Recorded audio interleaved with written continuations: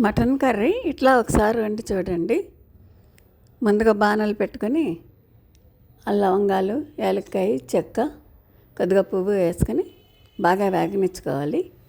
అది వేగిన తర్వాత ఉల్లిపాయలు, పచ్చిమిర్చి కట్ చేసి పెట్టుకోవాలి. ముందుగానే మటన్ కూడా బాగా కడిగి పెట్టుకోవాలి.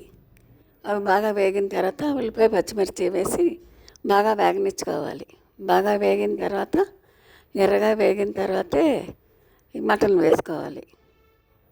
మటన్ కూడా వేసాక అప్పుడు ఒక హాఫ్ స్పూన్ పసుపు, ఒక స్పూను అల్లం పేస్ట్ వేసి బాగా మగ్గనిచ్చుకోవాలి.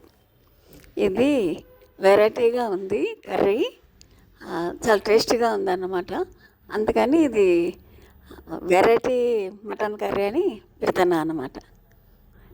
చాలా బాగా వచ్చింది. కర్రీ కూడా బాగుంది, టేస్ట్గా ఉంది.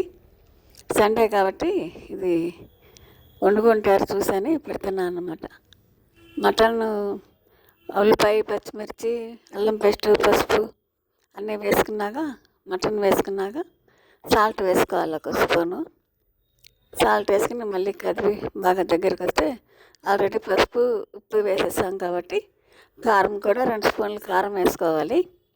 దీనికి ఉప్పు 2 స్పూన్లు పట్టింది, కారం కూడా 2 స్పూన్లు పట్టింది.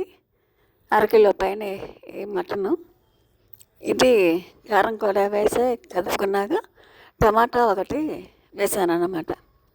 టమాటా వేస్తే కర్రీ బాగుంది. ఎప్పుడు వేయలేదు కానీ ఈసారి నేను చించూరు మటన్ వండా కానీ టమాటా మటన్ వేయలేదు. ములక్కడ మటన్ కూడా వండుతాము. ఈసారి ఇందులో టమాటా వేసాను అన్నమాట. టమాటా వేసాక కాస్త ఒక గ్లాసున్నర వాటర్ పోసుకొని 8 విజిల్స్ రానిచ్చాను. ఇది మటన్ ఎక్కువసేపు ఉడుకుతుంది, అందుకని బాగా విజిల్స్ రానిచ్చుకోవాలి.